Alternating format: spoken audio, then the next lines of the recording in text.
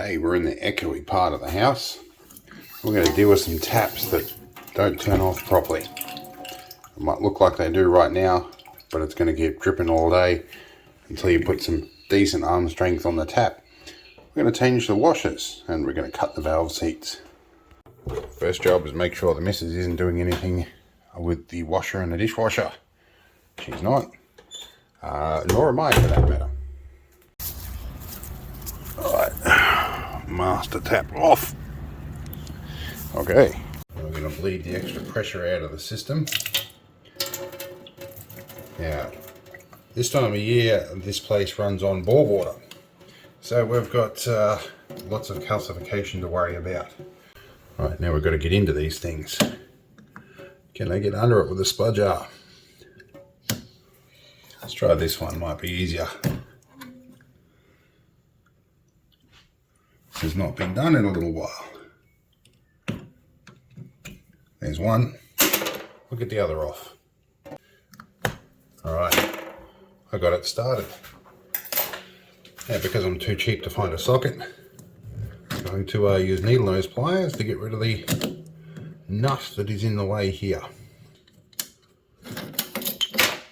There we go, don't lose the plastic bit if you've got old taps like this.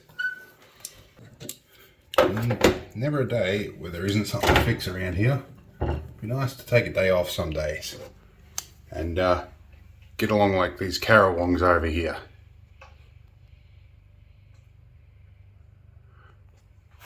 Anyway, back to the job at hand. There we go, finally off. Okay, now we're going to get these bits off.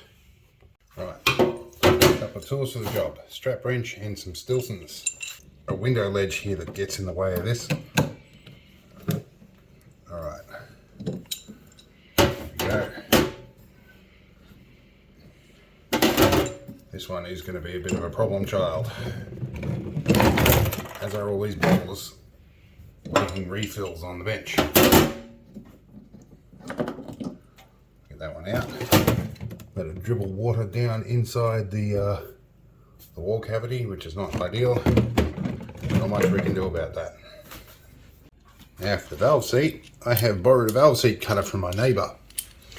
And this pretty much screws in. You don't screw this all the way in so you can't get it back out. You just need a bit of room on that. And this should be an adapter to fit a bunch of different valve sizes. That's going to go right down here. Can pull that back a bit. There we go. That's in like so. And we can give that a bit of a cut. And we'll compare the two if I can get the lighting in there right. Now, unlike every other Android phone I've ever had, this one won't let me actually have the light on while the camera's on. But you can see the valve seat down there. If we do this right, we can see the valve seat down there looks relatively clean. Let's check the one we haven't cleaned yet. See here all the rusty calcification building up on there? That's what's chewing up our washer. Alright, so the hot tap took a bit of grinding. There was actually those bloody banshees every time I record. They're sulfur crested cockatoos, by the way. But yeah, the hot tap took quite a bit of grinding to get all the pits out of it. So what you saw before was shiny but not finished. So we're going to give this one a commensurate amount of grinding. We grind a bit, unscrew and then check. Okay, here's the hot tap again after a bit more work. We can see here, we'll move our torch out of the way. There's a good clean valve seat. And cold tap, same. There's a bit of debris in there, we'll fix that. Now, normally I'd use like a workshop rag or a bit of kitchen towel or something, but tissues are what I have right now. And they have a tendency to disintegrate, which is why they're not ideal. Let's see if we can get this back out. Now we go on to washers. These are the old ones, they're all chewed up. I'm gonna get two new ones. And some O-rings. Here's what the new ones look like. These are brass ones with a rubber O-ring in them. The The reason I like these is as these seats get a bit worn, you can do them up fairly tight without completely destroying the washer. And what we want to have a look for here is in the valve stem here. Last time I did these, I put new O-rings in them, and they feel pretty good, but we're going to wind them out and put some grease on them.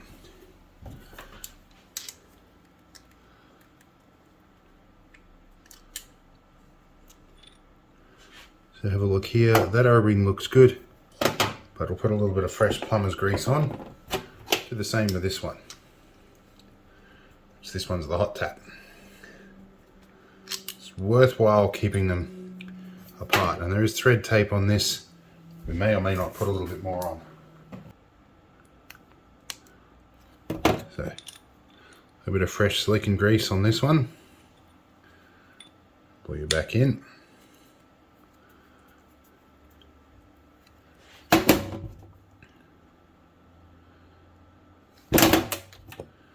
Bit of fresh grease on this one.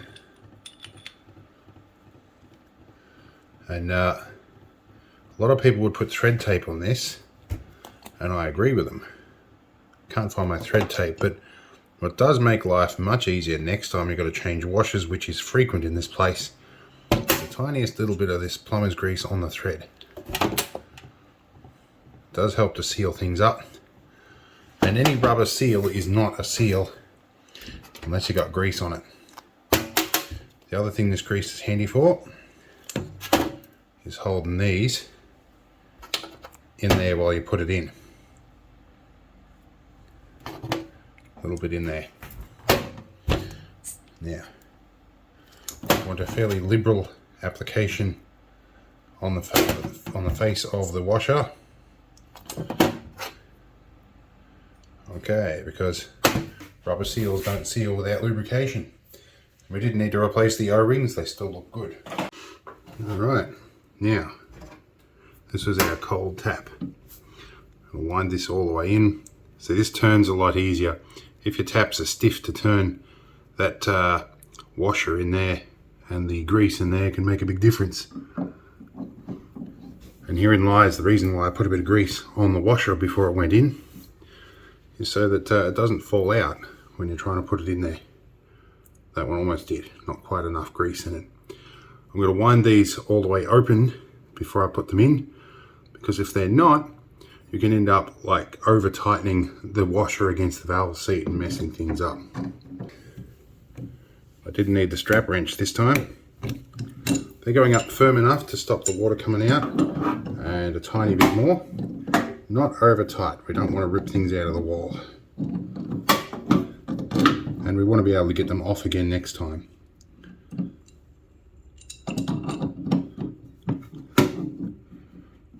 Stilsons can be difficult to use, and yes, I could use a spanner on the top of these, but these heads were long rounded off before I got to them.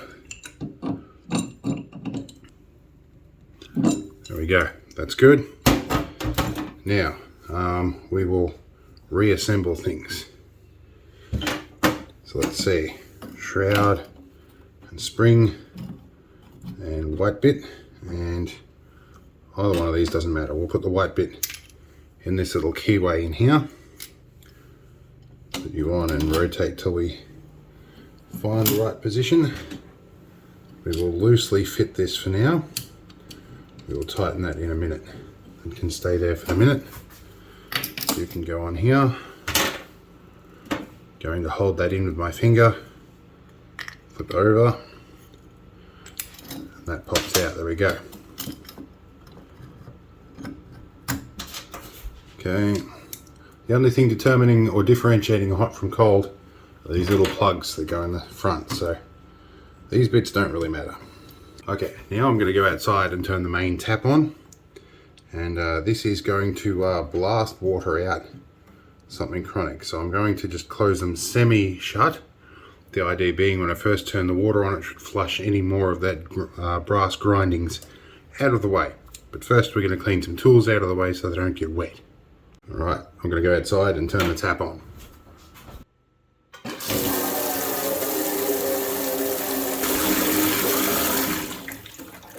Alrighty. Okay, how much force does it take to turn the taps on and off now? That stops with one finger. I can turn this one on, the hot tap, and off with one finger. Way better than they were before. That's good. Now we're going to wash all the grease and stuff off our hands. For that, I'm going to use one of this sponsor stuff. This is Grit Mitts. You get this stuff at Repco. EnviroFluid, which is the core company, have sent some of this for me to try, and now I'm a convert. It's good stuff. This stuff you usually use with dry hands. My hands are a bit wet, but it's good stuff. And yes, I know I should use a socket. I'm lazy. And it's cold out there. And while I normally don't mind the cold, I don't want to go get wet feet right now. These are pretty good. That's the blue for the cold, and the red for the hot. And we're done. We have hot and cold water and better pressure than we had before. It's good stuff. See you in the next one.